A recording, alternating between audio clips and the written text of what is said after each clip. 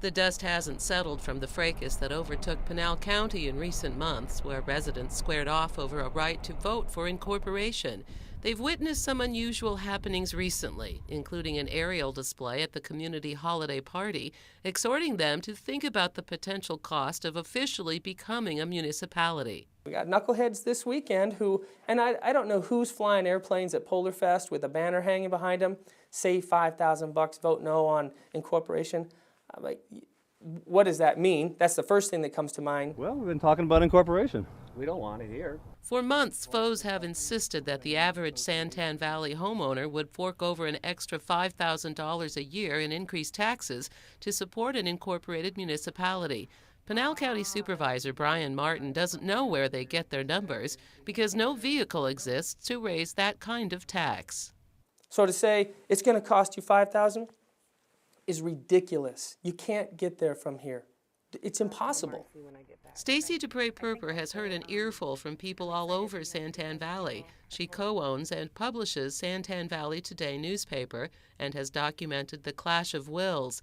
Readers have contributed numerous complaints about their water bills and water quality. Lately, things have turned ugly, and arrows all point to George Johnson, a developer and owner of Johnson Utilities that supplies water to the region.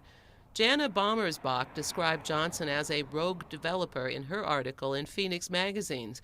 State agencies have already fined him $12 million, although Johnson continues to admit no wrongdoing. These fines rank as the largest state fines levied in Arizona's history. This company appears to have a long history of taking a stance and coming after any customers that speak out about anything that they may or may not like about the company. According to the publication, that includes placing gag orders on citizens complaining about sewage backing up into their houses and attacking supporters of incorporation and Martin in particular. The supervisor says he remembers only 1 month in the last calendar year when he wasn't featured in monthly inserts in water bills to 24,000 customers. He asserts that Johnson funded a failed recall election against him and states he's not going down without a fight. That man and his company is not serving the best interest of this community, and I will say that in court, and chances are after this interview, I will get that opportunity. Oh, I'm going to sue you, I'm going to sue you. I'm like, bring it, old man. You want to fight? Let's go. I'm done. I'm done playing nice with this guy. It must be noted representatives of Johnson Utilities and George Johnson repeatedly declined to comment, and both Arizona Public Media and Santan Valley Publications have a stack of email as evidence. Lately, the skirmish has taken an interesting twist, expanding the scope to personal vendetta. I feel like there's a big target. Is there a big red X on my back? I don't know, but I feel like I'm a target. As the organizer for nearly a decade of Polar Fest, the community's holiday fundraiser, Janet Anderson reluctantly excluded 2 local businesses from the festivities, Johnson Utilities among them. She felt an immediate backlash.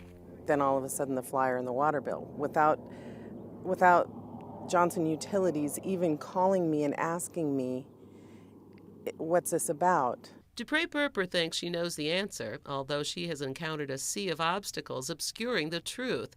She wonders, could it be coincidence that Johnson Utilities seized her correspondence to the county, along with other private Santan Valley citizens and those of county officials? And things turned really nasty when the utility attacked her personally in a recent water bill insert, along with other private citizens who have challenged Johnson Utilities. You know, I think people like this really count on the fact that they have more money than the average citizen, and they have more lawyers and bigger business, and they count on the fact of wearing people down. You know, it's really it's a bullying, in my opinion, a bullying mentality. I was raised that you don't give in to bullies, you stand up to bullies, and you don't quit. Dupre-Purper and Martin believe the Arizona Corporation Commission has the muscle to intervene, but outgoing Commissioner Chris Mays says the legal lines are blurred. I think that if that's a concern and if that kind of thing is going on, then it probably should be addressed in some form, probably at their next rate case. I would say it's highly unusual for utilities to get involved in that way directly in political battles. So I've never seen that before. More sleuthing brought forward some interesting findings. Declining an on-camera interview, Don Kempton, a former employee of the utility, signed this affidavit that states, "During my tenure with Johnson Utilities, I was told to install water main between Johnson Ranch and Oasis. This water line crossed the AMA. When I voiced concern, I was told it was not my responsibility to continue installing line. This was more than 10 years ago." Recently, information has been uncovered that Johnson Utilities has submitted plans to the Arizona Department of Water Resources, as required by state statutes, that do not match the actual lines the company has placed and are in existence. That makes Duprey Purper wonder what else Johnson Utilities might be hiding, and has this advice for other communities who may face bullies in the Wild West. Don't give up. You know, if you have a problem, regardless of which business it is with or which person it's with, if you think that there is a problem, be part of the solution. Don't be part of the problem and sit idly by and do nothing out of fear. For his part, Martin has already caught the ear of key legislators to fix the state law that allows adjacent municipalities to deny incorporation votes by their neighbors. Johnson Utilities continues to send political information in utility bills and attempts to discredit local residents who speak. Belying its formerly bucolic identity, this community is itching for a fight.